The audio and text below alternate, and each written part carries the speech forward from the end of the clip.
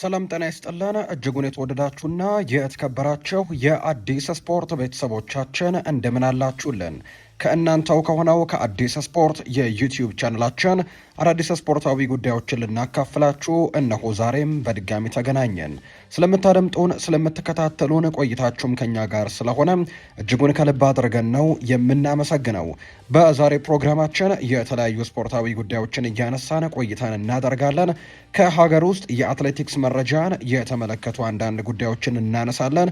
ወደ ውጭ ሀገር ስፖርታዊ መረጃዎቻችን በቀጥታ እናመራና ደግሞ ትላንትና ሲጠበቁ የነበሩ የአውሮፓ ቻምፒየንስ ሊግ ሁለት ወሳኝ ጨዋታዎች ነበሩ። በተለይ አርሰናል ከስፖርቲንግ ሊዝበን ጋር በፖርቱጋል ሆዜ አልቫላዴ፣ ከዛ ውጭ ደግሞ ሪያል ማድሪድ በሜዳው ኤል ስታዲዮ ሳንቲያጎ ቤርናቢው ባየር ሚኒክን ያስተናገደበት ጨዋታም ትናንትና ሲጠበቁ የነበሩ ሁለት መርሃ ግብሮች ናቸው። የእነሱን የጨዋታ ውጤቶች ሰፋ አድርገን ወደ እናንተ የምናደርስ ነው የሚሆነው። ሌሎች ክለቦችንም የተመለከቱ ስፖርታዊ ጉዳዮችን ሰፋ አድርገን ቆይታን እናደርጋለን።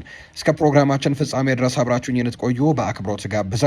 ቪዲዮአችንን ላይክ፣ ቻናላችንን ሰብስክራይብ እያደረጋችሁ ቆይታችሁን ከኛ ጋር እንድታደርጉ ነው የአክብሮት ግብዣይን ወደ እናንተ የማደርሰው። ፉአድ ባህሩ ፕሮግራሙን እመራለሁ። ሀሳብ አስተያየቶቻችሁን ኮሜንት ቦክስ ላይ እያሰፈራችሁልን ከኛ ጋር ቆይታን እንድታደርጉ በአክብሮት ጋበዝኳችሁ።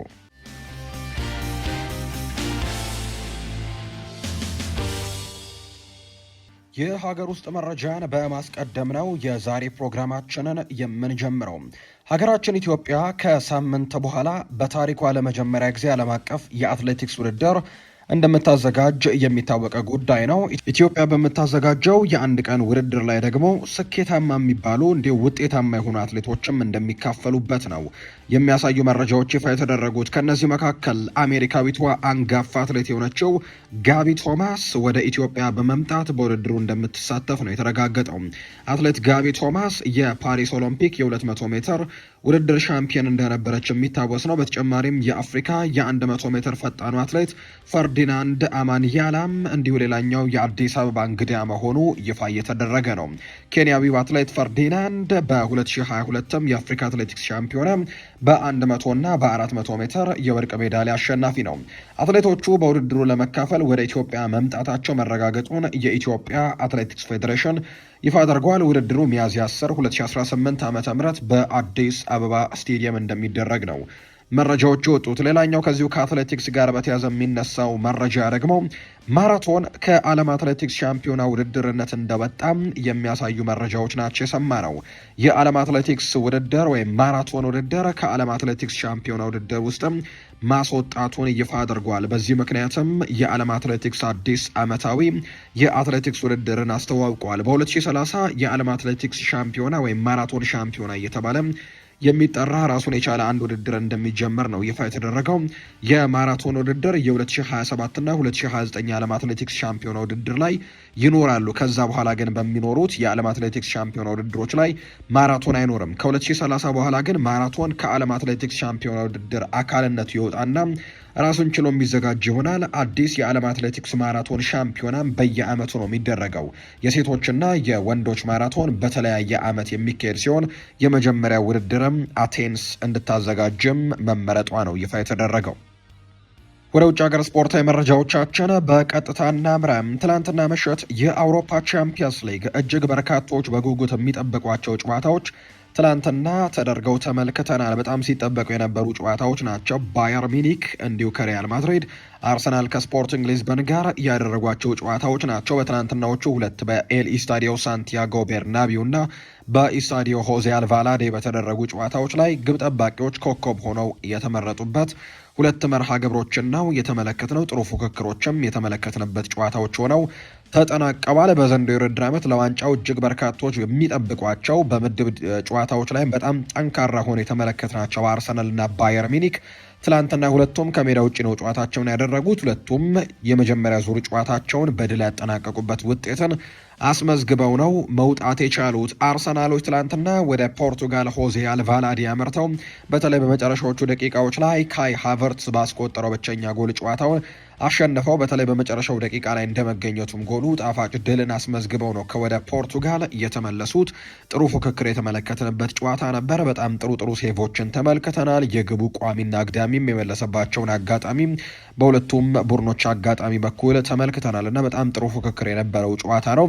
አርሰናል ግን ከሜዳው ውጪ ጨዋታውን ማሸነፉን ተከትሎ ለመልሱ ጨዋታ በራስ መተማመን እንዲያገኝና በተለይ በዚህ ዋንጫ ውድድር ላይም ወይም በአውሮፓ ቻምፒየንስ ሊግ ላይም ጥሩ ጉዞዎችን እንዲያደርግ ትልቅ የራስ መተማመን የሚሰጠው አይነት ውጤትን ነው ትላንትና ይዞ መውጣት የቻለው። በተለይ ባለፉት ሁለት ጨዋታዎች ላይ ከኢንተርናሽናል ብሬኩ በፊት በነበረው የካራባው ካፕ ፍጻሜ ጨዋታ፣ ከዛ ውጭ ደግሞ ከኢንተርናሽናል ብሬኩ መልስ ደግሞ በኤፍኤ ካፕ መርሃ ግብር ተሸንፈው ከሁለት የዋንጫ ውድድሮች በአንዴ መውጣታቸው አርሰናል ላይ ትልቅ ጥያቄዎች እንዲነሱ አድርጎ እንደነበር የምናስታውሰው ነው። ነገር ግን በትላንትናው የአውሮፓ ቻምፒየንስ ሊግ ጨዋታ ላይ ግን ያንን ነገር ቀልብሰው ውጤቱንም በማሸነፍም በተለይ ወደ ፖርቱጋል አምርተው ዘንድሮ በጣም ጥሩ የሚባል ቡድን እንደሆነ በደንብ እያሳየ ይገኛል። ስፖርቲንግ ሊዝበን በሀገር ውስጥ ውድድሮችም በአውሮፓም ቢሆን በጣም አስደናቂ ቡድን ነው። ባለፈው ዙር እንኳን ቦዶ ግሊምትን በሰፊ የጎል ልዩነት አሸንፎ ነው የወጣው። በመጀመሪያው ዙር ወደ ኖርዌይ አምርተው በቦዶ ግሊምት 3-0 በሆነ ውጤት ተሸንፎ የነበረ ቢሆንም በመልሱ ጨዋታ ግን 5-0 በሆነ ውጤት አሸንፎ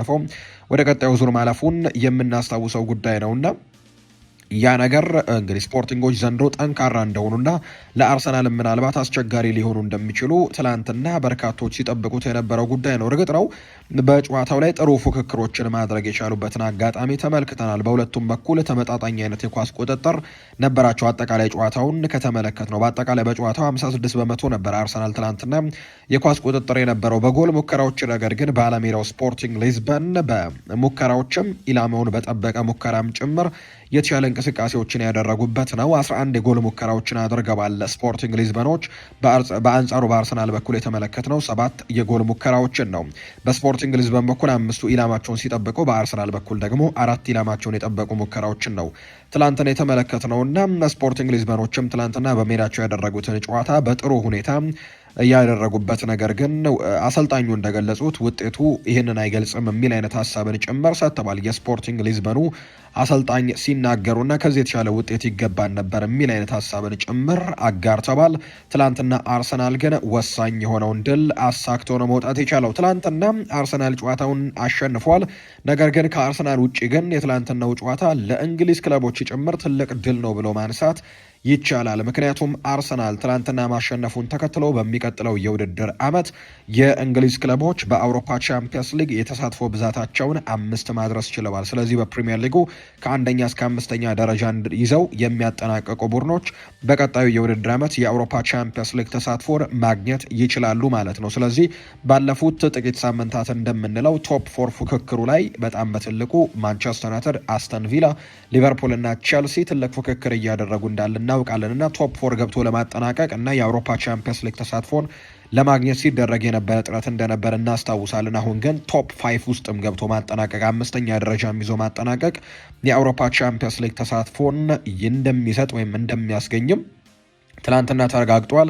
ምክንያቱም አርሰናል የትላንትናውን ጨዋታ ማሸነፉን ተከትሎ የእንግሊዝ የአውሮፓ ቻምፒየንስ ሊግ ኮታ ወደ 5 ከፍ እንዲል አድርጎታል። ከዛ ውጭ ግን ሌሎች ደግሞ በዩሮፓ ሊግ ምናልባት ሻምፒዮን የሚሆን የእንግሊዝ ክለብ የሚኖር ከሆነ ደግሞ ወደ 6ም ከፍ ሊል የሚችልበት እድል ይኖራል ተብሎ ይታሰባል። ዘንድሮ እንደተካፈሉት ማለት ነው። ለምሳሌ ዘንድሮ 6 ያክል ቡድኖች ናቸው በአውሮፓ ቻምፒየንስ ሊግ የተሳተፉት። ምክንያቱም አምና ቶተንሃም ሆትስፐርስ የዩሮፓ ሊግን አሸንፈው ወደ አውሮፓ ቻምፒየንስ ሊግ መቀላቀሉን ተከትሎ ትላንትና አርሰናሎች 91ኛው ደቂቃ ላይ ካይ ሃቨርትስ ባስቆጠረው ጎል ነው ጨዋታውን 1-0 በሆነ ውጤት ማጠናቀቅ የቻለው። ምስጋና ደግሞ ለጋብሪኤል ማርቲኔሊ ይግባ። በተለይ በዚህ ውድድር ዓመት በአውሮፓ ቻምፒየንስ ሊግ ላይ በጣም ጥሩ የሚባሉ እንቅስቃሴዎችን የብራዚላዊ ተጫዋች ተቀይሮ እየገባም ጭምር ሲያደርግ ተመልክተነዋል። ባለፉት ጥቂት ጨዋታዎች ላይ ጎሎችን ሲያስቆጥር ነበር በአውሮፓ ቻምፒየንስ ሊግ ውድድሮች ላይ። ትላንትናም ተቀይሮ ከገባ በኋላ በሊያንድሮ ትሮሳርድ ነው ትላንትና ተቀይሮ የገባውም። ጥሩ የሚባል አሲስትን አድርጓል። ከዛ በፊትም በነበሩት እንቅስቃሴዎቹም በጣም ጥሩ የነበሩ ናቸው።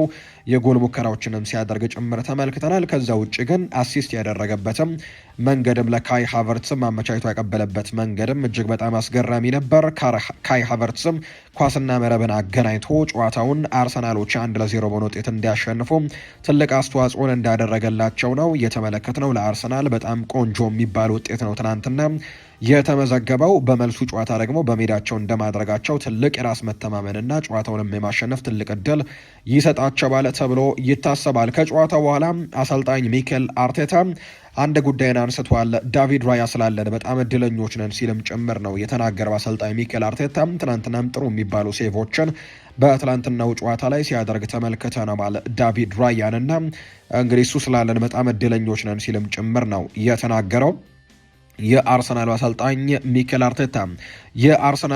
ሚኬል አርቴታ ዳቪድ ራያን የዓለም ምርጥ ግብ ጠባቂ ሲልም ጭምር እንዳወደሰው ነው የተመለከትነው። በጣም ምርጡ ግብ ጠባቂ ነው ሲልም ጭምር ነው ሀሳቡን የሰጠው አሰልጣኝ ሚኬል አርቴታ።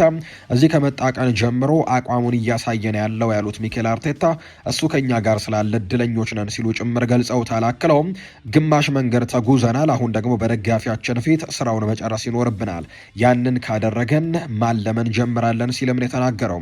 ካይ ሃቨርትስ ትልቅ አጋጣሚዎችንና ጨዋታዎችን ይወዳል፣ በአስፈላጊ ሰዓት መገኘትም ከትልቅ ተጫዋች የምንፈልገው ነገር ነው ሲል አሰልጣኝ ሚኬል አርቴታ ከትላንትናው ጨዋታ በኋላ ሀሳቡን ሰጥቷል። እንደ ቡድን ስለ ማንነታችን ተነጋግረናል፣ እናም ደግሞ ወሳኝ በሆኑ ጊዜያቶችም ውስጥ ያስፈልገናል ብሏል አርቴታ።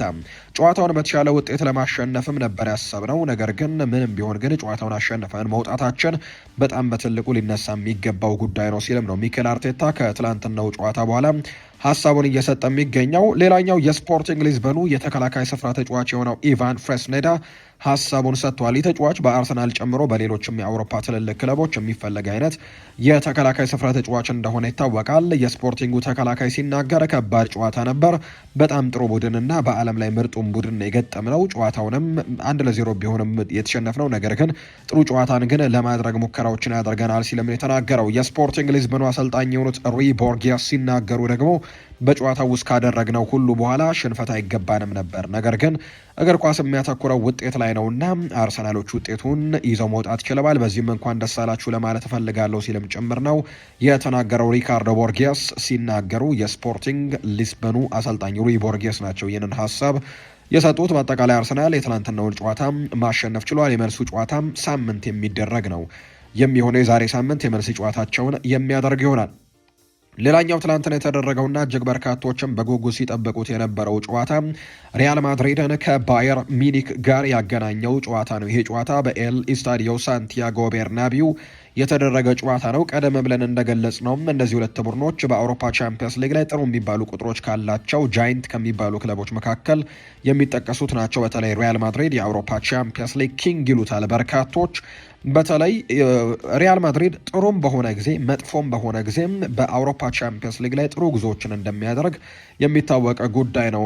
ምስክርነቱ የዘንድሮው የውድድር ዓመት እንኳን ከተመለከት ነው በተለይ በላሊጋው በጣም እየተቸገሩ የነበሩበት ጊዜ ላይ፣ ከዛ ውጭ በአውሮፓ ቻምፒየንስ ሊግም በርካቶች ያልገመቷቸው ጊዜ ላይ ጥሩ የነበረውን ማንቸስተር ሲቲን አግኝተው ማንቸስተር ሲቲን 5 ያክል በድምር አስቆጥረውበት ከውድድሩ ውጪ እንዳደረጉት እናስታውሳለን። እና በአውሮፓ ቻምፒየንስ ሊግ ሪያል ማድሪድ በጭራሽ የሚታመን አይነት ቡድን አይደለምና እያንዳንዱን ጨዋታ በጣም ወሳኝ አድርገው ነው የሚመለከቱት። ስለዚህም የትላንትናው የባየር ሚኒክ ጨዋታን በዚህ መልኩ እንዲጠበቅ አድርጎት ነበር። በእርግጥ ባየር ሚኒክ በዚህ ውድድር ዓመት በጣም ጠንካራ ቡድን እንደሆነና ለዋንጫው ከሚገመቱ ምናልባት ሁለት ቡድኖች መካከል አንደኛው ሊሆን እንደሚችል የሚታመን ነው። ባየር ሚኒክ በምድብ ፌዞች ላይም በጣም ጥሩ የሚባል ፐርፎርማንስን አሳይተው ነው የመጡት። ከአንድ ጨዋታ ሽንፈት ውጪ ሁሉንም ጨዋታዎች ማሸነፋቸውን እናስታውሳለን። በአርሰናል ነው ሽንፈትም ገጥሟቸው የነበረው። በጀርመን ቡንደስሊጋን በጣም ጠንካራ እንደሆኑና አሁንም የጀርመን ቡንደስሊጋን በሰፊ የነጥብ ልዩነት እየመሩ ይገኛሉ። በተለይ ደግሞ በማጥቃቱ መስመር ላይ የሚገኙ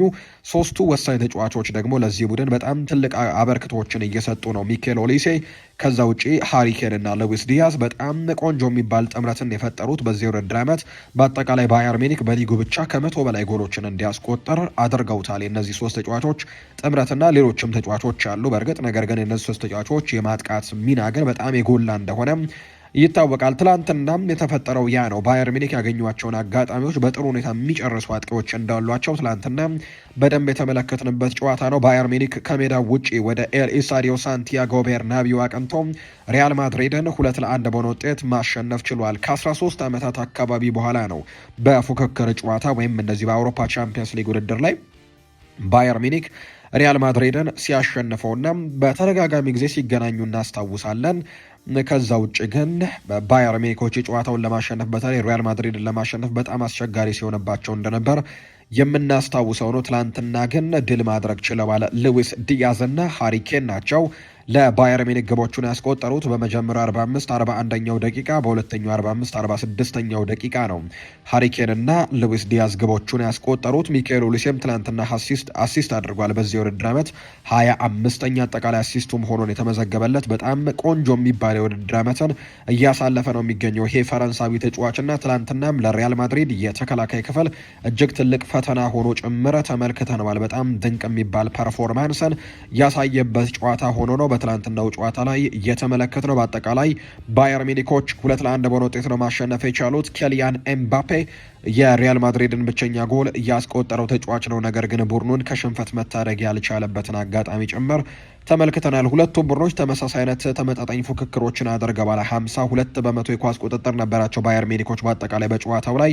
በአንጻሩ በሪያል ማድሪድ በኩል 48 በመቶ ነበር የኳስ ቁጥጥሩ። ሁለቱም ቡድኖች 20 ሙከራዎችን በጨዋታው ላይ ማድረግ ችለዋል። አንዳንድ አጋጣሚዎች ግን ነበሩ ጎል የማስቆጠር ትልቅ እድል የነበራቸው። ለምሳሌ ያክል በሪያል ማድሪድ በኩል ቪኒሲዮስ ጁኒየር ከግብ ጠባቂው ማኑኤል ኑየር ጋር የተገናኘበት አጋጣሚ ነበር። ከዛ ውጭ ኬሊያን ምባፔ የሚያመከናቸው አንዳንድ ኳሶች እንደነበሩ ተመልክተናል። ከዛ ውጭ ግን ጥሩ የሚባሉ ፐርፎርማንሶችን በሁለቱም ቡድኖች ተመልክተናል። ለሪያል ማድሪድ ግን ምናልባት አስቸጋሪ ሊሆን ይችላል የመልሱ ጨዋታ በአሊያንዝ አሬና እንደመደረጉ። ነገር ግን አሰልጣኝ አልቫሮ አረቤሎና እንዲሁ የቡድኑ ተጫዋቾች የሪያል ማድሪድ ተጫዋቾች ግን ውጤቱን ቀልበሰው ማለፍ እንደሚችሉና ሪሞንታዳ መስራት እንደሚችሉ አሁንም እንደሚያምኑ ነው የተናገሩት። ባየር ሚኒክን በሜዳው ማሸነፍ በቀላሉ እንችላለን ብለዋል አልቫሮ አረቤሎዋ ሲናገር። የሪያል ማድሪዱ አሰልጣኝ አልቫሮ አረቤሎዋ ባየር ሚኒክን በሜዳው ማሸነፍ እንችላለን በማለትም ጭምር ነው የተናገረው። በየትኛውም ስቴዲየም የማሸነፍ አቅም እንዳለን አምናለሁ ያሉት አሰልጣኙ ያንን ደግሞ በፈጠርነው የግብ ዕድሎች ያረጋግጠናል ሲልም ጭምር ነው የተናገረው። አሁንም ቢሆን በህይወት አለን፣ የአንድ ጎል ልዩነት ነው፣ እድሎችን መጠቀም እንችላለን፣ አሳዛኝ ነው ሲልም ጭምር ተደምጧል። ቀላል አይሆንም፣ ነገር ግን ባየር ሚኒክ ላይ ሄዶ ማሸነፍ የሚችል ቡድን ካለ እሱም ሪያል ማድሪድ ነው ሲሉ ጨምረው ተናግረዋል። አሰልጣኝ አልቫሮ አረቤሎዋ ሲናገሩ ወደ ሚኒክ የምንሄደው ጨዋታውን ለማሸነፍ ያለንን ነገር ሁሉ ጠንቅቀን ይዘን ነው ሲልም ጭምር ነው አረቤሎዋ የተናገረው። ደረጃው ከፍ ባለ ጨዋታ አደገኛ ቦታዎች ላይ ኳስ ቃጣ ዋጋ መክፈል ካይቀሬ ነው፣ በጣም ያሳዝናል ሲልም ተናግሯል። ጆናታን ታህ በኬሊያን ምባፔ ላይ ለፈጸመው ጥፋትም እንዴት በቀይ ካርድ እንዳልተሰናበተም አልገባኝም ሲልም ጭምር ነው የተናገረው። በሌላ በኩል ደግሞ ኦሪዮል ሹዋሜኒ እንዴት ቢጫ ካርድ እንደተሰጠውም አልገባኝም። አሁን ላይ እሱ በቅጣት ስለማይሰለፍ ለዚህ መፍትሄ መፈለግ አለብን ብሏል። በቢጫ ካርድ ምክንያት በሚቀጥለው ጨዋታ ወይም በመልሱ ጨዋታ ላይ የኦሪዮል ሹዋሜኒን አገልግሎትም እንደማያገኙ የታወቀ ሆኗል ሪያል ማድሪዶች። በዚህ ምክንያትም ለሱ መፍትሄ መፈለግ አለብን ብለዋል አልቤሮ። ትላንትና ጁድ ቤሊንግሃምን ተጠባባቂ ወንበር አድርገው ነው ጨዋታውን የጀመሩት። በአንጻሩ ታዳጊውን ተጫዋች ቲያጎ ፔትሮቺ በዚህ ልምድን በሚጠይቀውና በጣም ትልቅ ፉክክር ባለበት በጣም ግለቱ ከፍ ባለ ጨዋታ ላይ ቲያጎ ፔትሮቺን በቋሚ አስተላለፍ ውስጥ አሰልፈውታል ትላንትና አሰልጣኝ አልቫሮ አረቤሎ እና በዚህም በትልቁ ጥያቄዎች ሲነሳባቸው ነበር። ጁድ ቤሊንግሃም ለምን ተጠባባቂ ወንበር ላይ ተቀመጠ የሚል አይነት ጥያቄዎች ይነሱ ነበር። ይህንን ማድረግ የፈለኩት ለምን ይመስላችኋል? እሱ ለረጅም ጊዜ በጉዳት ላይ ስለነበር ነው። እያንዳንዱን ጨዋታ 90 ደቂቃ ሙሉ እንዲጫወት እመኛለሁ፣ ምክንያቱም እጅግ ብዙ ነገሮችን የሚሰጠን ተጫዋች ነው። ነገር ግን ጥንቃቄ ልናደርግለትና ቀስ በቀስም ወደ ጨዋታው እንዲመለስ ልናደርገው ይገባል ነው ያለው። በሙኒክ አሸነፈን ለመውጣት በራሳችን ብቃት ላይ ሙሉ እምነት አለኝ፣ በተጫዋቾች የምተማመናለሁ። በሁለተኛው አጋማሽ በተለይም ኳስን በመቆጣጠር ረገድ እጅግ የተሻለን ነበርን ሲል ነው የተናገረው አረቤሎ። አይደር ሚሊታኦ፣ ፌርላንድ ሜንዲ፣ ጁድ ቤሊንግሃም ከባየር ሚኒክ ጋር ለሚደረገው የሁለተኛ ዙር ጨዋታ ግን ሙሉ ለሙሉ ብቁ ይሆናሉ ተብሎ ይታሰባል። ቋሚ አስተላለፍ ውስጥም የሚገቡበት እድል በጣም ሰፊ ነው ተብሎ ታስቧል። አልቫሮ አረቤሎ ይቀጥልና ለጎል የሚሆኑ በርካታ እድሎችን አግኝተን ነበር፣ አለመጠቀማችን በእውነት በጣም ያሳዝናል። ቡድኑ ጨዋታውን አቻ ለማድረግ እስከ መጨረሻው የታገለበትና ሶስተኛ ጎል የመቆጠር ስጋትን ጭምር ወስዶ ጥረት ማድረጉን አደንቃለሁ። ትልቁ ችግር ኳስን ማጣት ሳይሆን ኳስ ካጣ በኋላ የምታሳየው ሪያክሽን ነው ብሏል። እኔ የምፈልገው ይሄኛው ኤምባፔን ነው፣ በሁሉም የጨዋታ ክፍል ላይ በንቃት የሚሳተፍ የዓለም ምርጥ ተጫዋችና ሁልጊዜም ለአጥቂዎችም ስጋት የሆነ በየቀኑ ይህንኑ ኤምባፔን ነው የምፈልገው ሲልም ጭምር ነው የተናገረው አሰልጣኝ አልቫሮ አረቤሎ ሲናገር። አልቫሮ አርቤሎ ይቀጥልና አልቫሮ ካሬራስ ድንቅ ተጫዋች ነው። በዓለም ላይ ካሉ ምርጥ የመስመር ተከላካዮችም ወይም ፉልባኮች መካከል አንደኛው እንደሆነ አውቃለሁ ብሏል። ሙሉ በሙሉ ተማመንበታለሁ። ከዚህም ትምህርት ይወስዳል። እንደ ኦሊሲ አይነትም ተሰጥኦ ያለውና ፈጣን ተጫዋችን መጋፈጥም ቀላል አይደለም ብሏል። የኛው ምሽት የባየር ሚኒክ ምርጥ ተጫዋች ማኑኤል ኑዌር መሆኑ እኛ ባየር ሚኒክ ላይ በእርግጥም ጉዳት ማድረሳችን እንደምንችልም ማሳያ ነው ሲልም ጭምር የተናገሩ አርቤሎ በትላንትናው ጨዋታ ላይ ግብ ጠባቂው ማኑኤል ኑዌር ነው የጨዋታው ኮከብ ተብሎ የተመረጠው። የአርሰናልና የስፖርቲንግ ሊዝበን የጨዋታው ኮከብ ተብሎ የተመረጠው ዳቪድ ራያ እንደሆነ ቀደም ብዬ ገልጬላችኋለሁ። በመግቢያ ላይም ሁለቱ ግብ ጠባቂዎች ኮከብ ሆነው ያመሹበት ጨዋታ ብያችሁ ነበረና ዳቪድ ራያ በአርሰናልና በስፖርቲንግ ሊዝበን ላይ በተደረገው ጨዋታ የጨዋታው ኮከብ የተባለው እሱ ነው።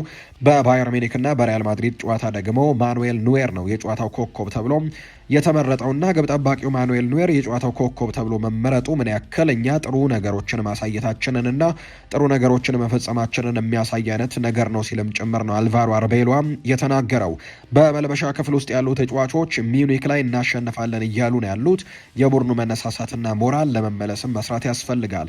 በፍጹም መስራት ያለብኝ የቡድኑ እግር ኳስ አጨዋወትን ለማስተካከልና ምን የተሻለ ነገር ለማድረግ እንደምንችል ለማሳየት ነው። እነሱ ምንም አይነት መነሳሳት አያስፈልጋቸውም። ቀድሞውኑ በስሜት የነቁ ተጫዋቾች ናቸው ያሉኝ ሲልም ነው የተናገረው አልቫሮ አርቤሎ። ትሬንት አሌክዛንደር አርኖልድ ባየር ሚኒኮች በማጥቃቱ ረገድ ድንቅ እየሆኑና ብዙ ጎሎችን እንደሚያገቡም እናውቅ ነበር ሲልም ነው የተናገረው። በጣም ጥሩም ተጫውተዋል ሲልም ጭምር ተናግሯል። ነገር ግን እኛም የራሳችን እድሎች ነበሩን፣ አንዲት ጎል ደግሞ መመለስ ችለናል። ይህም በጣም አስፈላጊው ነገር ነው ሲልም ጭምር ነው የተናገረው። ትሬንት አሌክዛንደር አርኖልድ ገና ግማሽ መንገድ ላይ ነን ሲል ይናገራል። ቻምፒየንስ ሊግ ላይ ሪያል ማድሪድ እስከሆንን ድረስ ማንኛውም ነገር ሊፈጠር ይችላል ሲልም የተናገረው። አሁን ላይ በመከላከሉ ረገድ ጫና ውስጥ ነን፣ ነገር ግን ግባችን ይህንን ውድድር ማሸነፍ ነው። ወደ ሙኒክ ሄደን ቢያንስ አንድ ጎል ካልሆነም ከዚያ በላይ ማግባት አለብን። ለማሸነፍ የምንችለውን ሁሉ እናደርጋለን ሲልም ጭምር የተናገረው። ትሬንት አሌክዛንደር አርኖልድ ይቀጥልና ስለሰጠውት ኳስ ወይም ፓስ ከጨዋታው በፊት በተከላካዮችና በአማካዮች ጀርባ በኩል ዘልቆ በመግባት ረገድ ምን ማድረግ እንዳለብን ተነጋግረን ነበር። እኔም እዚያ ላይ አጋጣሚ አየሁኝ። የኬሊያን ሩጫን ተመለከትኩኝ። ኳሷንም በፍጥነት አደረስኩት። እሱም በጣም ጎበዝ ነበር። በጥሩ ሁኔታ ተጠቅሞበታል። አሊያን ዛሬና ላይ ማሸነፍ ከባድ ስራ ይሆናል።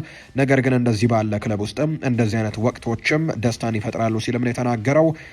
ትሬንት አሌክዛንደር አርኖልድ ነው የተናገረው። ከባድ ፈተና ቢሆንም እቅዳችን ሙሉ በሙሉ ውድድሩን ማሸነፍ ስለሆነ እዚያም ለማሸነፍ አቅማችን የፈቀደውን ሁሉ ማድረጋችን አይቀሬ ነው ሲልም ጭምር ነው የተናገረው። የሪያል ማድሪድ ተጫዋቾች በቀጣዩ ጨዋታ ውጤቱን ቀልብሰው ማለፍ እንደሚችሉ ጭምር ሀሳባቸውን እየሰጡ ነው የሚገኙት። የአውሮፓ ቻምፒየንስ ሊግ ከትላንትናዎቹ ጨዋታዎች ውጪ ዛሬም ሁለት ተጠባቂ ጨዋታዎች ይደረጋሉ። ልክ ምሽት 4 ሰዓት ሲል ሁለት ተጠባቂ ጨዋታዎች ይደረጋሉ። በካምፕኑ ባርሴሎናና አትሌቲኮ ማድሪድ ሁለቱ ቡድኖች እርስ በርስ ጨዋታቸውን ያደርጋሉ። የስፔኖቹ ክለቦች በዚህ ውድድር ዓመት በጣም ለበርካታ ጊዜያቶች ነው የተገናኙት። ምክንያቱም ከዚህ በፊት በኮፓ ዴል ሬይ የደርሶ መልስ ጨዋታ ተገናኝተው እንደነበር እናስታውሳለን። በላሊጋ ሁለት ጨዋታዎችን እርስ በርስ አድርገዋል። ከዛ ውጭ በአውሮፓ ቻምፒየንስ ሊግ ዛሬና ደግሞ ሳምንት የመልስ ጨዋታቸውን ያደርጋሉ። በሳምንቱ መጨረሻም እነዚህ ሁለት ቡድኖች እርስ በርስ ጨዋታቸውን አድርገው ነበር። በኤር ዋንዳ ሜትሮፖሊታኑ አሬና አትሌቲኮ ማድሪድ ባርሴሎናን በሜዳው ያስተናገደበትና በላሊጋ የተደረገ ጨዋታ ነበር። በዛ ጨዋታ ላይ ባርሴሎና ድል ቀንቶት ነበር። ዛሬ በአውሮፓ ቻምፒየንስ ሊግ ደግሞ በካምፕኑ ጨዋታቸው ይደረጋል። ይህ ጨዋታ ልክ ምሽት 4 ሰዓት ሲል የሚደረግ ነው። ሁለቱን የስፔን ክለቦች ባርሴሎናና አትሌቲኮ ማድሪድን የሚያገናኘው ጨዋታ ይደረጋል። ተጠባቂ ጨዋታ ይሆናል ተብሎ ይታሰባል። ባርሴሎና በአብዛኛው የማሸነፍ ግምት ተሰጥቶታል። ማርክ በርናል፣ ክሪስተንሰን፣ ፍራንኪ ዲዮንግ እና ራፊኒያ በዛሬው ጨዋታ በጉዳት ምክንያት እንደማይሰለፉ የተረጋገጠ ጉዳይ ነው። በአንጻሩ በአትሌቲኮ ማድሪድ በኩል ደግሞ ፓብሎ ባሪዮስ፣ ጆን ካርዶሶ እንዲሁ ሳንቲ ሐሚኔስ እና ያኖ ብላክ በዛሬው ጨዋታ ላይ በጉዳት ምክንያት የማይሰለፉ ተጫዋቾች ናቸው። የእነዚህን ሁለት ቡድኖች ያለፉትን 3 የእርስ በርስ ግንኙነቶችን ከተመለከተን በዚህ የውድድር ዓመት የተደረጉ ናቸው። እንዳልኳችሁ በዚህ ሳምንት መጨረሻ ባርሴሎና ከሜዳ ውጭ በኤር ዋንዳ ሜትሮፖሊታኑ አሬና 2-1 በሆነ ውጤት አሸንፎ ነበር። ከዛ ውጭ ከዛ በፊት በነበረ የኮፓ ዴል ሬ ጨዋታ ደግሞ የመጀመሪያውን ጨዋታ አትሌቲኮ ማድሪድ በሜዳቸው እንደምታስታውሱት 4-0 በሆነ ሰፊ ውጤት አሸንፈው ነበርና ባርሴሎና ያንን ጨዋታ ለመቀልበስም በመልሱ ጨዋታ ላይ በትልቅ ሞራል ገብቶ እንደነበርና ለመቀልበስም ከጫፍ ደርሶ ነገር ግን ጨዋታውን 3-0 አሸንፈው ሙሉ ለሙሉ ሳይቀለብሱት እንደወጡ የምናስታውሰው ጉዳይ ነውና በዚህ ውድድር ዓመት ያለፉትን 3 ጨዋታዎች ከተመለከተን ሁለቱን ባርሴሎና በድል አጠናቋል። አትሌቲኮ ማድሪድ ደግሞ አንዱን ጨዋታ ማሸነፍ የቻለበት መርሃ ግብር እንደነበር የምናስታውሰው ነው። እነዚህ ሁለት ቡድኖች ዛሬ ምሽት ጨዋታቸውን የሚያደርግ ይሆናል። በካምፕ ኑ የሚደረግ መርሃ ግብር ነው። ሌላኛው ተጠባቂው ጨዋታ ፓሪስ ሳን ዠርሜንን ከሊቨርፑል ጋር የሚያገናኘው ጨዋታ ነው። በተለይ ለሊቨርፑሎች እጅግ በጣም ወሳኝ ጨዋታ ይሆናል ተብሎ ይታሰባል። ምክንያቱም ሊቨርፑል ከሁሉም የዋንጫ ውድድሮች ውጪ ሆኗል። አሁን ላይ የቀረው የአውሮፓ ቻምፒየንስ ሊግ ብቻ እንደሆነ ይታወቃል። አርኔ ስሎትም ህልውናውን ለማቆየት በጣም በትልቁ የሚጠበቅ አይነት ውድድር ይሆናል ተብሎ ይታሰባል። የዛሬው ጨዋታ ደግሞ በጣም ትልቅ ፈተና ይኖረዋል ተብሎ ይታሰባል። ምክንያቱም ባለፈው ዓመት የአውሮፓ ቻምፒየንስ ሊግ ሻምፒዮን የነበረውና የእንግሊዙን ክለብ ሊቨርፑልን ጭምር አምና በተለይ በጣም ጥሩ የሚባል ፐርፎርማንስ ላይ የነበረውን ሊቨርፑልን ጭምር አሸንፈው ማለፋቸውንና ዋንጫውን ማሸነፉን እናስታውሳለን። ዘንድሮም ከቼልሲ ጋር ተገናኝተው ጥለውት አልፈዋል። አሁን ደግሞ ከሊቨርፑል ከሌላኛው የእንግሊዝ ቡድን ጋር በድጋሚ ተገናኝተዋልና በዛሬው ጨዋታ ምን አይነት ነገሮች ሊከሰቱ ይችላሉ የሚለው ጉዳይ በጣም በርካቶች በጉጉት የሚጠብቁት ጉዳይ ይሆናል ተብሎ ይታሰባል። የመጀመሪያው ጨዋታ ዛሬም በፓርክ ደ ፕሪንስ የሚደረግ መርሃ ግብር ነው የሚሆነው። የዛሬው ጨዋታ ለማሸነፍ ግን ፓሪስ ሳን ዠርሜን የተሻለ ግምት ተሰጥቶታል። በዛሬው ጨዋታ ላይ ብራድሊ ባርኮላ እና ፋቢያን ሩይስ ፓሪስ ሰን ዠርሜን በኩል አንመለከታቸውም የተባሉ ተጫዋቾች ናቸው። በሊቨርፑል በኩል ረጅም ጊዜ ጉዳት ላይ የሚገኙት እነ ስቴቨን ባጀቲች፣ ኮነር ብራድላይ፣ ዋተሮ ኤንዶ፣ ጂኦቫኒ ሊዮን እና ዊሊያምስ ጨምሮ በዛሬው ጨዋታ ላይ አይኖሩም። ከዛ ውጭ ግብ ጠባቂው አሊሰን ቤከርም በዛሬው ጨዋታ ላይ እንደማይኖር የተረጋገጠ ጉዳይ ነው። የእነዚህ ሁለት ቡድኖች ያለፉትን የእርስ በርስ ግንኙነት ከተመለከትን አምና እንደምናስታውሰው እርስ በርስ ጨዋታቸውን አድርገው ነበር። በአውሮፓ ቻምፒየንስ ሊግ በመጀመሪያው ዙር ጨዋታ ሊቨርፑል 1-0 አሸንፎ ነበር። በመልሱ ጨዋታ ላይ ግን ፓሪስ ሰን ዠርሜን አሸንፎ ማለፉን የምናስታውሰው ጉዳይ ነው እና ጠንከር ያለ ፉክክር ዛሬ እንመለከታለን ተብሎ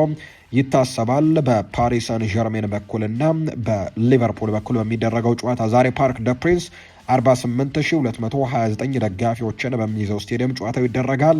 የስፔኑ ዳኛ ሳንቼዝ ደግሞ ይህንን ጨዋታ በመሃል ዳኝነት ይመሩታል ተብሎ ይታሰባል። የሉዊስ ኤንሪኬኑ እና የአርነ ስሎት ቡድን ዛሬ ጨዋታቸውን የሚያደርጉ ነው የሚሆነው። ከዚህ ጨዋታ ጋር አያይዘን የሁለቱ ቡድኖች አሰልጣኞችና ተጫዋቾች የሰጧቸውን ሀሳቦች ደግሞ በኋላ ላይ በስፋት የሊቨርፑልን ጉዳዮች ስናነሳ ወደ እናንተ የምናደርስ ነው የሚሆነው። አሁን ደግሞ ክለቦችን የተመለከቱ ስፖርታዊ ጉዳዮችን እናንሳ። የማንቸስተር ዩናይትድ ጉዳዮችን በማስቀደምን ጀምር። ከማንቸስተር ዩናይትድ ጋር በተያዘ ፓትሪስ ኤቭራ አንድ ሀሳብን ሰጥቷል። በካሪክ ቢያንስ የቻምፒየንስ ሊግ ቦታን ማለም ችለናል ሲል ነው ፓትሪስ ኤቭራ የሚናገረው። የቀድሞ የማንቸስተር ዩናይትድ ተጫዋች የሆነው ፓትሪስ ኤቭራ ማይክል ካሪክ በቋሚነት ቢቀጥል የሚል ድጋፍ እንዳለው ጭምር ነው የተናገረው። ኤቭራ በንግግሩ ይህንን በመናገር ከባድ ቢሆንም በካሪክ ቢያንስ ግን የቻምፒየንስ ሊግ ቦታን ማለም ችለናል ሲልም ጭምር ይናገራል። ምክንያቱም እኔ በክለቡ እያለሁኝ ህልም ሳይሆን አላማ ነው የነበረን፣ እሱም 4ቱን ዋንጫዎች ማሸነፍ ነበር ሲል ነው ፓትሪስ ኤቭራ የሚናገረው። የኛ አላማ 4 ዋንጫዎችን ማሸነፍ ነበር፣ አሁን ላይ ግን ስለ አውሮፓ ቻምፒየንስ ሊግ ማለም ጀምረናል ሲልም ጭምር ይናገራል። የቀድሞ የማንቸስተር ዩናይትድ ተጫዋች የነበረው ፓትሪስ ኤቭራ ነው ይህንን ሀሳብ የሰጠው። ስለ ቋሚነት ቦታው የጠየቀው ፓትሪስ ኤቭራ ሲናገር በቅድሚያ ቻምፒየንስ ሊግ መግባት አለብን፣ እኔ ደግሞ ዛሬ ላይ ነው የምኖረው ሲልም ጭምር ይናገራል። አንዳንዶች ልምድ የለውም ሲሉ ሰማለሁ፣ ነገር ግን ሁሉንም ሞክረን አልሰራም። አሁን ላይ ግን እየሰራ ያለው ይሄ ነው፣ ሁሉንም ነገር መሞከር አለብን ሲልም ጭምር ነው የተናገረው ፓትሪስ ኤቭራ ሀሳቡን ሲሰጥ። ኖቲንግሃም ፎረስት ማንቸስተር ዩናይትዶች በኤሊዮት አንደርሰን የዝውውር ፉክክር ውስጥ በቁም ነገር እንደሚቆዩ ይጠብቃሉ። ማንቸስተር ሲቲ ፍላጎት እንዳለው አሳውቋል። እስካሁን ድረስ ምንም አይነት ክለብም ከኖቲንግሃም ፎረስት ጋር የቀጥታ ንግግሮችን አላደረገም። ለተጫዋቹም ከ100 ሚሊዮን እስከ 120 ሚሊዮን ፓውንድም የሚደርስ የዝውውር ሂሳብ ይቀርባል ተብሎ እንደሚጠበቅ ነው ፍሎሪያን ፕሌተንበርግ መረጃውን እያጋራ የሚገኘው። ነገር ግን በአብዛኛው ማንቸስተር ሲቲዎች ከዚህ ተጫዋች ወኪሎች ጋር ድርድሮችን ጀምረዋል የሚሉ አይነት ሀሳቦች እየተሰሙ ይገኛሉ። እንደውም ማንቸስተር ሲቲዎች የዓለም ዋንጫው ከመጀመሩ በፊትና ይህ ተጫዋች ምናልባት በዓለም ዋንጫው ላይ ጥሩ አቋሞችን አሳይቶ ዋጋው ከፍ ከማለቱ በፊት ተጫዋቹን ዝቅ ባለ ገንዘብም ለመደራደር ንግግሮችን ለማድረግ ዝግጁ እንደሆኑና ከወኪሎቹ ጋር ግን ከወዲሁ ንግግሮችን መጀመራቸውን የሚያሳዩ መረጃዎችን ነው የተመለከት ነው። ኮቢ ማይኖ እንዲሁ አዲስ ኮንትራት ለመፈረም በጣም እንደተቃረበ የሚያሳዩ መረጃዎች አሉ። ትላንትና ሃሪ ማጓየር ኮንትራቱን ማራዘሙን ይፋ ማድረጉን እናስታውሳለን። በኋላ ላይ በስፋት እናነሷለን። ነገር ግን ኮቢ ማይኖም ቢሆን ኮንትራቱን ለማራዘም ቅርብ እንደሆነ የሚያሳዩ መረጃዎች እየወጡ ይገኛሉ። ዩናይትድ የኮቢ ማይኖን ደሞዝ በ4 እጥፍ በላይም የሚያሳድገው ይሆናል ተብሎ ይታሰባል። ወጣቱ አማካይ እስከ 2031 ድረስ በሳምንት 120,000 ፓውንድም ያገኛል ተብሎ እንደሚጠበቅ ነው መረጃዎች እየወጡ እንደሚገኝ ዘገባዎች እየጠቆሙ የሚገኙት። ከኮንትራት እድሳት ጋር ካነሳ ነው አይቀር ግን ማንቸስተር ዩናይትዶች የሃሪ ማጓየርን ኮንትራት ማደሳቸው ትላንትና ይፋ ማድረጋቸው ነው የተገለጸው። ሃሪ ማጓየር ኮንትራቱን አራዝመዋል። እንግሊዛዊው የተከላካይ ስፍራ ተጫዋች የሆነው ሃሪ ማጓየር በማንቸስተር ዩናይትድ ያለውን ኮንትራትም ማራዘሙ ይፋ ተደርጓል። ሰኔ ላይ ውሉ የሚያበቃው ሃሪ ማጓየር ለተጨማሪ አንድ የውድድር ዓመትም ኮንትራቱን ማራዘም ችሏል። ማንቸስተር ዩናይትድ በውሉ ለተጨማሪ 1 ዓመት የመቆየት አማራጭን ማካተታቸውም ነው የተነገረው። ለዩናይትድ መጫወት ክብር ነው ብለዋል ሃሪ ማጓየር ሲናገር። እንግሊዛዊው ተከላካይ ሃሪ ማጓየር በማንቸስተር ዩናይትድ ውሉን በማራዘሙ መደሰቱን ይፋ አድርጓል። ለማንቸስተር ዩናይትድ መጫወት ትልቅ ክብር ነው ያለው ሃሪ ማጓየር፣ ይሄ ኃላፊነት እኔና ቤተሰቤ የምንኮራበት ነው ሲልም ይናገራል። ሃሪ ማጓየር አክለውም በዚህ አስደናቂ ክለብ ውስጥም ውሌን በማራዘሜና በልዩ ደጋፊዎች ፊትም መጫወት በመቀጠሌን በጣም በትልቁ ወድጀዋለሁ ሲልም ጭምር የተናገረውና በማንቸስተር ዩናይትድ ቤት ኮንትራቱ ማራዘሙ ትላንትና ይፋ መደረጉ ነው የተገለጸው። ኮቢ ማይኖም እንዲሁ ኮንትራቱን ያራዘማል ተብሎ ይጠበቃል።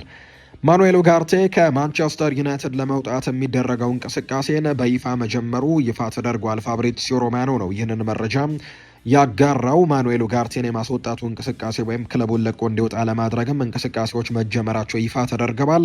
ከዚህ መሰረት ደግሞ የተለያዩ ክለቦች ለምሳሌ ያክል ወደ ቱርክና ከጣሊያንም ተጫዋቹን ለማስፈረም እንቅስቃሴዎችን እንደጀመሩ ነው ፋብሪዚዮ ሮማኖ መረጃውን እያጋራ የሚገኘው።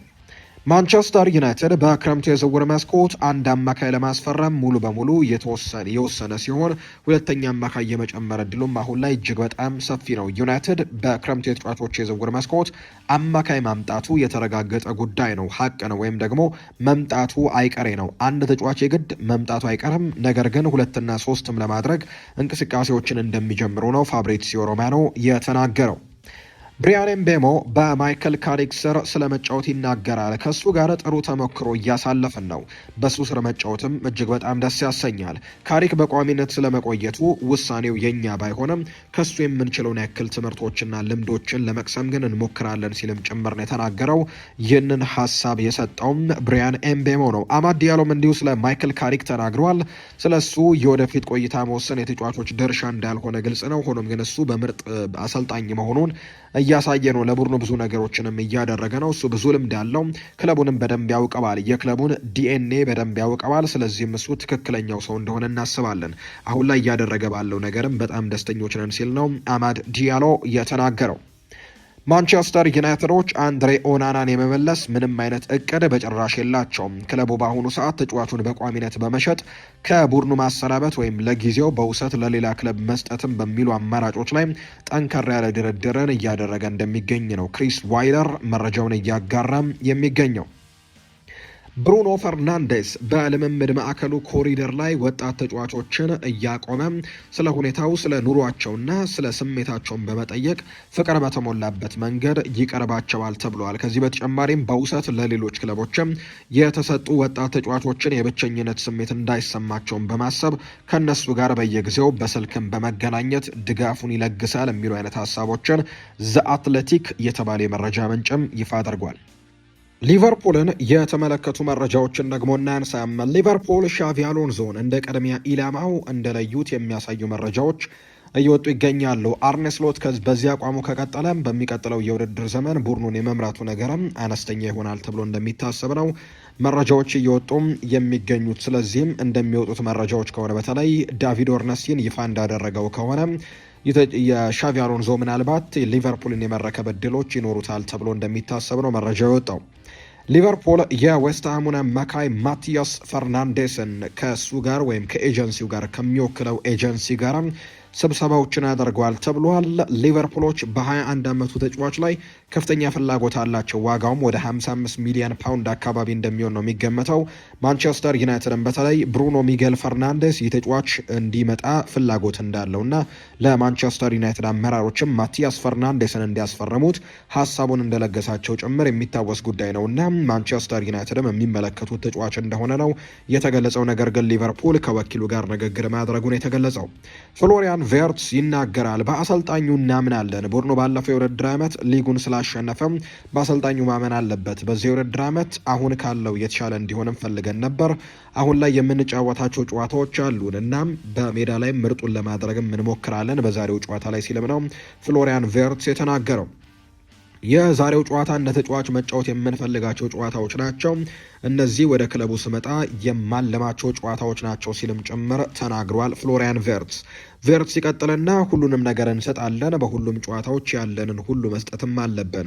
በአንፊልድ ሁሉም ነገር በጥሩ ሁኔታ እንደሚሄድ ብቻ ማሰብ እንችላለን። በሁሉም ጨዋታዎች ሙሉ ትኩረት በማድረግም 90 ደቂቃዎችን ብቻ ነው የሚያስፈልገን ሲልም ይናገራል ፍሎሪያን ቬርትስ ይቀጥልና ለ90 ደቂቃ ሙሉ ጉልበትና ቁርጠኝነት ያስፈልጋል። ያለበለዚያ ምንም አይነት እድል የለንም። አስቸጋሪ በሆኑ ጊዜያትም እንደ ቡድን ለ90 ደቂቃ አንድ ላይ መቆም ይኖርብናል። እናም ይህንን ጨዋታ ማሸነፍ እንደምንችልም ማመን አለብን። የመልስ ጨዋታም አለን። ስለዚህም በመጥፎ ጊዜያት አንድ ላይ ሆነን መቆም አለብን ሲል ነው የተናገረው ፍሎሪያን ቬርትስ። ስለ አርኔ ስሎት ሲናገር አሰልጣኙን እናምነዋለን ያለው። ሊቨርፑል ምርጥ ቡድን ያለው ደግሞ ሉዊስ ኤንሪኬ ነው። የፓሪስ ሳን ዠርሜኑ አሰልጣኝ ሉዊስ ኤንሪኬ ሲናገር ከዛሬው የሊቨርፑል የቻምፒየንስ ሊግ ጨዋታ በፊት አስተያየቱን ሰጥቷል። ጨዋታው ለሁለቱም ቡድኖች አስቸጋሪ ይሆናል፣ ነገር ግን እኛ ዝግጁ ነን ብለዋል። ባለፈው ዓመት የአሸናፊነት ግምት የነበረው ሊቨርፑል ነበር። ጨዋታውን ያሸነፈው ግን ፓሪስ ሳን ዠርሜን ነው። በዚህ ደረጃ ላይ የትኛውም ቡድን ከየትኛውም ቡድን የበለጠ አይደለም። ስለዚህም ፓሪስ ሳን ዠርሜን የተሻለ ድል ዘንድሮ የለውም ሲሉ ይናገራሉ። ያለብንን ስራ ከባድነት እናውቀዋለን። ምርጥ ቡድን ናቸው። ጥሩ አሰልጣኝም አላቸው። ከእንግሊዝ ቡድን መጫወትም ለምደናል። በጨዋታው ከሊቨርፑል የተሻለ ኳስ ቁጥጥር እንደሚኖረንም ተስፋ አደርጋለሁ ብለዋል አሰልጣኝ ሉዊስ ኤንሪኬ ሲናገሩ።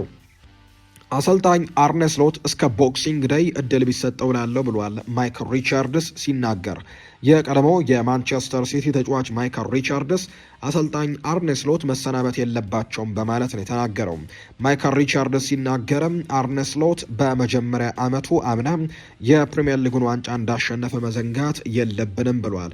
በዚህ ምክንያትም በሚቀጥለው የውድድር ዘመን በሊቨርፑል ብመለከተው እወዳለሁ ሲል ጨምሮ ተናግሯል። አክሎም ምንም መሻሻል የማያሳይ ከሆነ ክለቡን ቦክሲንግ ዴይ ላይ ለውጥ ማድረግ ይችላል ሲልም ጭምር ነው የተደመጠው።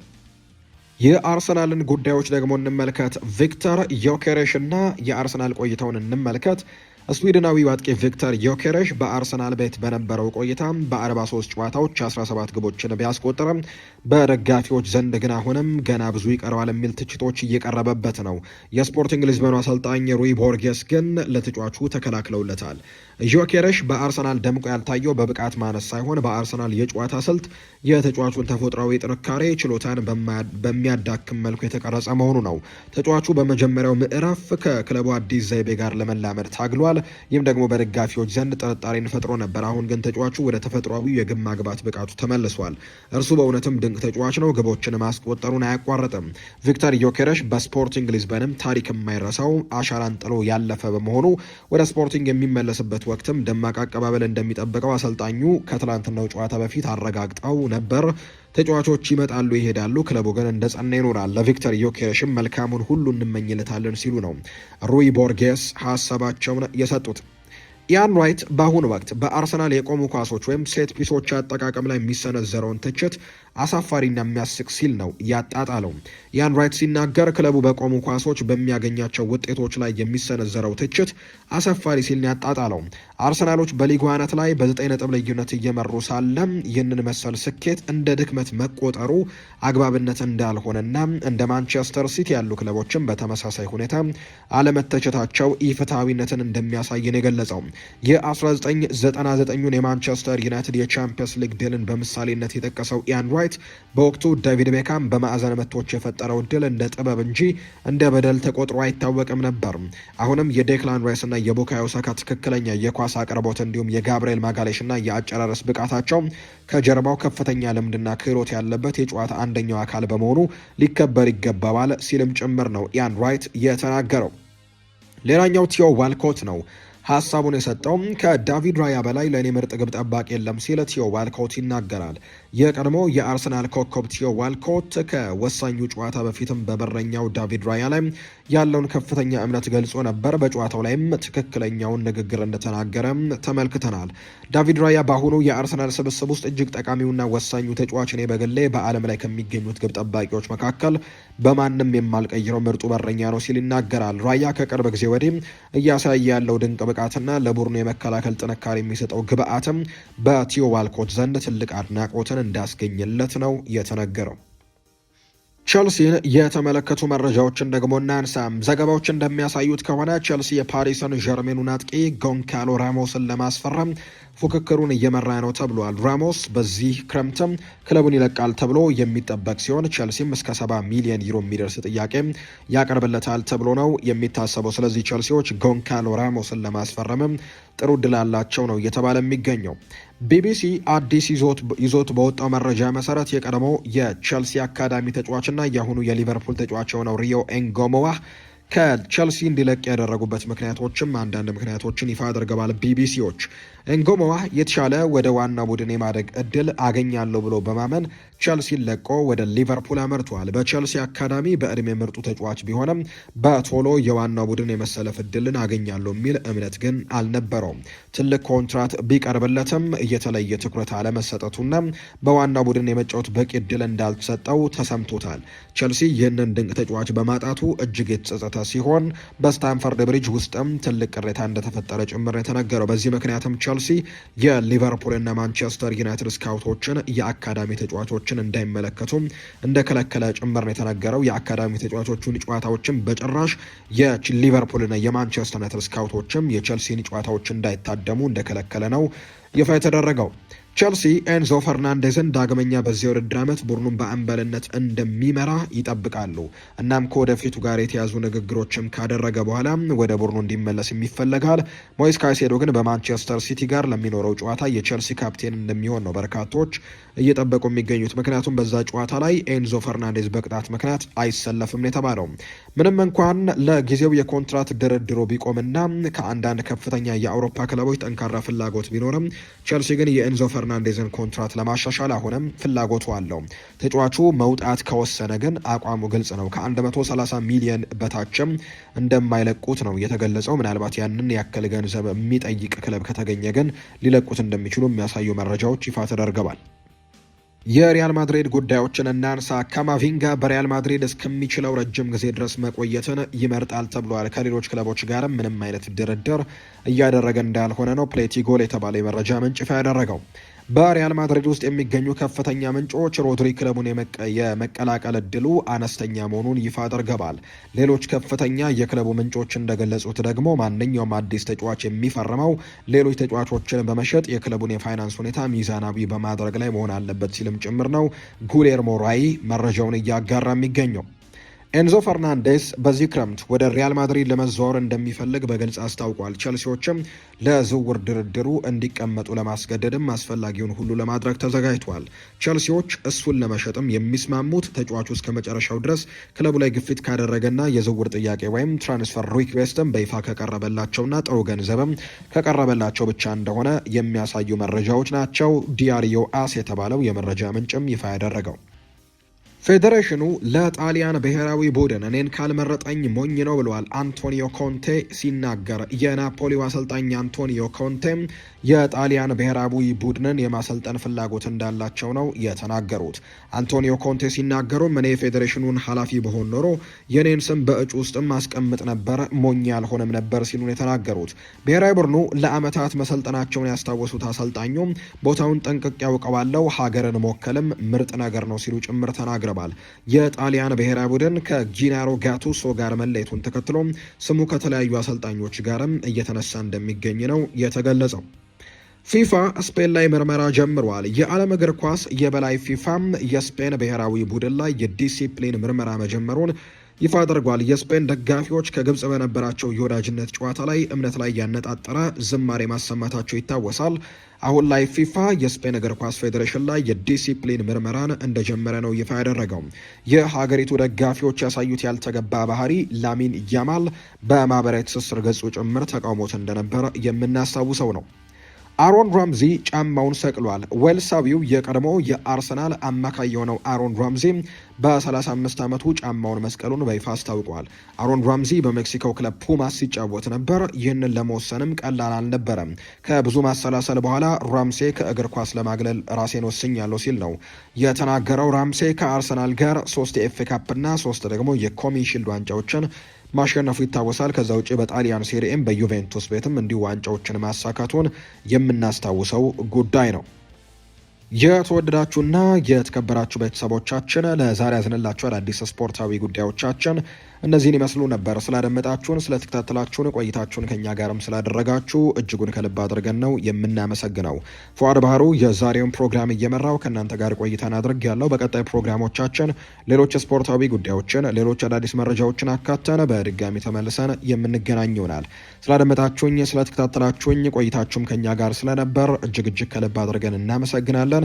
በቀጣይ ፕሮግራሞቻችን ሌሎች ርዕሰ ጉዳዮችን ይዘን በድጋሚ የምንገናኝ ይሆናል።